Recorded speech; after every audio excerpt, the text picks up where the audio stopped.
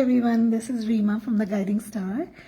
I am making a short and quick video today, and this is the start of a series that I hope to be able to continue on the request of specifically my cousin, but also so thank you so much, because I like to take viewers or audience's feedback. I really like that. I really like when someone comes up to me and says, you know, there's something missing in your videos, I don't relate to them for so and so reason, or I would like this content.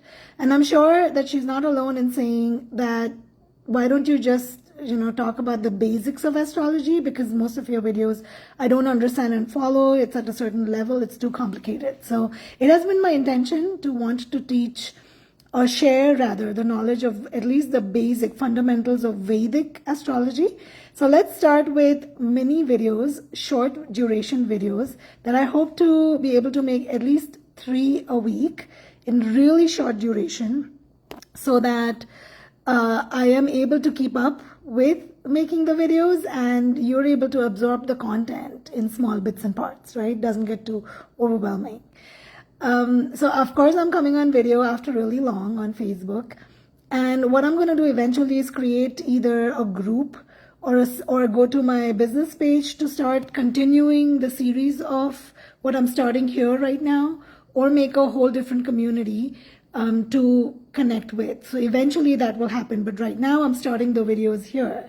So today, just to get started, and if you continue from this video 1, I'll actually number them. Let's number them.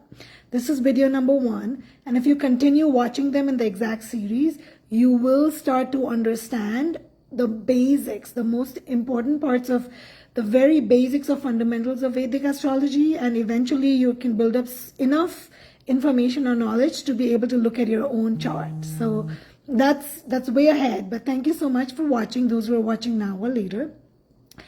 First thing that I want to talk about in today's short video is, first of all, Vedic astrology.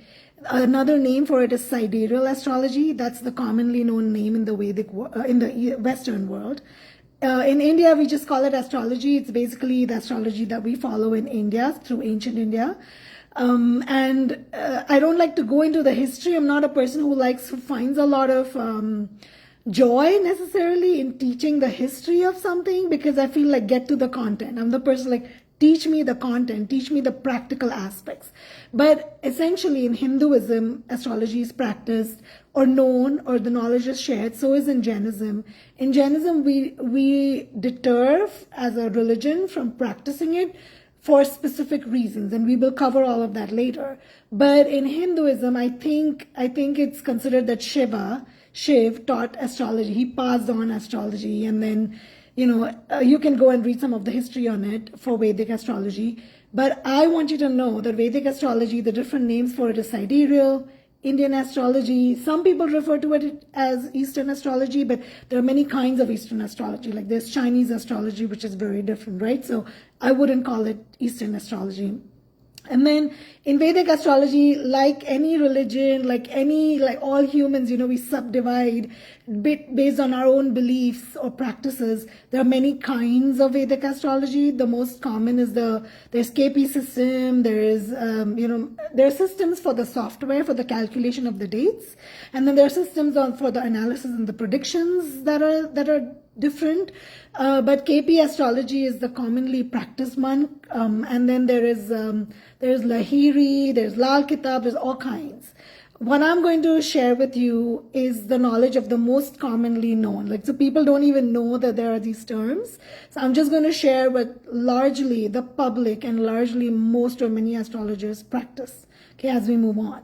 After this video is over, I'm going to post all the dates of the zodiac sun signs that are different in Vedic astrology than Western astrology. Now, the difference primarily in Vedic and tropical astrology is Vedic astrology, let's start with tropical. The tropical astrology it's calculating the positions of the planets, and the analysis and predictions is all based on the solar system. The galaxy that we're in and the solar system, it's only restricting itself to the movements of the planets related just to the solar system. In Vedic astrology, this is a very simplified understanding, very simple version, right? So there's depth to it, but this is a very simple way to understand it. Is in Vedic astrology, we go further out in the sky. We're looking at constellations. So we're going into the minuter details. We're going much deeper into space and in the sky and in our calculations.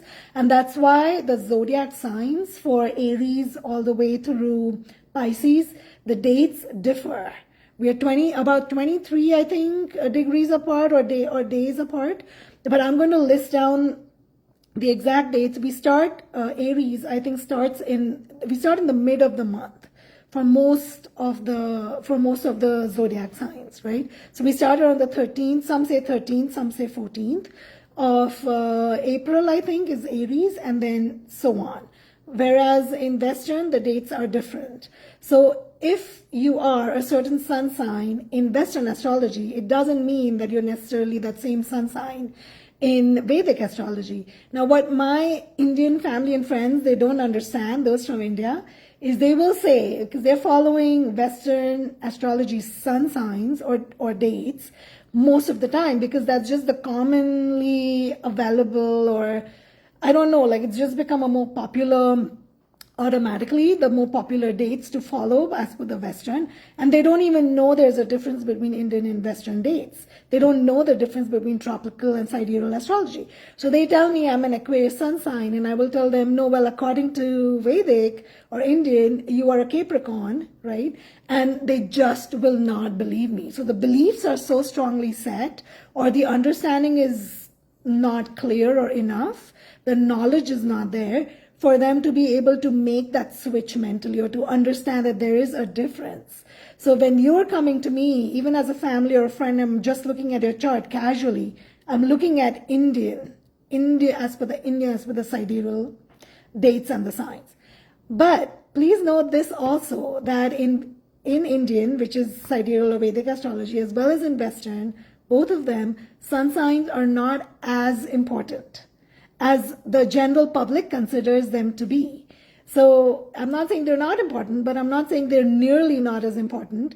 There's no such thing as forecasts in Vedic astrology. It's just not there. So again, that's a concept when I tell people it doesn't fit into, it's something that they've been doing, many of them, for years, right? Believing they're going to the newspaper in older times, now in websites, or WhatsApp or wherever, they're looking at the month, they're looking at their sun sign. First of all, they're looking at their Western sun sign. They believe, for example, if they're a Libra sun, they're looking at the prediction for the month and they believe it to be true.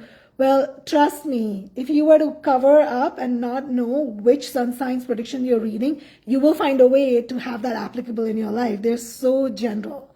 They're so generally made. It's just a mind game. It's become a commercial fun fad, whatever you call it. I don't know who started it, but it doesn't exist, at least not in Jyotish, which is Vedic astrology. And Jyotish, the term for astrology, it means Jyoti means light, and Jyotish means someone who helps bring light to the darkness of your soul. So in many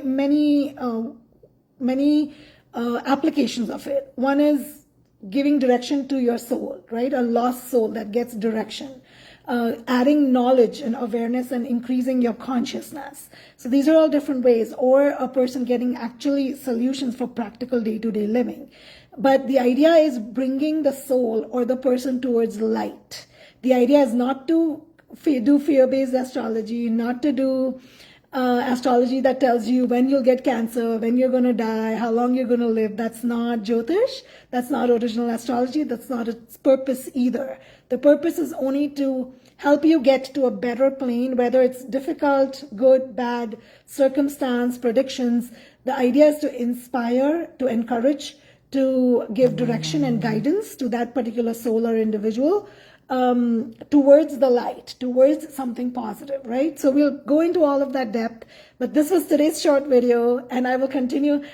I love sharing knowledge, and it just lightens me. So it's difficult for me to cap it, but this is the best way that I will be able to sustain a series and you will be likely able to absorb that knowledge to build up, because it's a deep science. There's so much information in Vedic astrology that, I think even over a lifetime, nobody can learn Jyotish fully. So there's a lot of information to share. And there will be days when my videos will be really short. Okay, so keep up with, I'll number this as video 1, and eventually I will create a separate community for it. Thank you so much for watching. Look at the dates that I've mentioned below after this video is over. Share it with your family and friends. I'm happy to spend the time to do this on an already very, very packed schedule. I'm happy to listen to what my audience wants and offer it to them, but I want your support in being able to bring me more audiences, enough for me to feel inspired to continue making these videos. So share this information. I am, like, comment, ask me your questions. It really inspires me when you ask questions, or give me comments as a feedback to improve my services or my videos. Thank you so much. Bye. This is Reema Desai.